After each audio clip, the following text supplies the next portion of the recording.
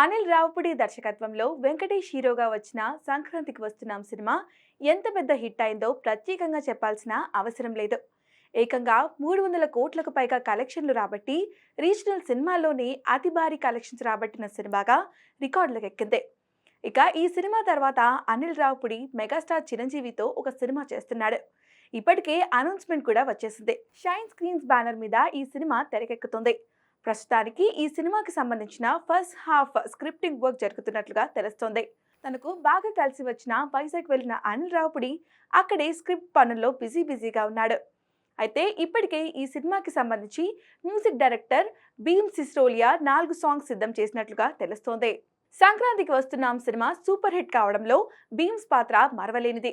ఆయన అందించిన మ్యూజిక్ అంతలా ప్రేక్షకులకు కనెక్ట్ అయ్యింది.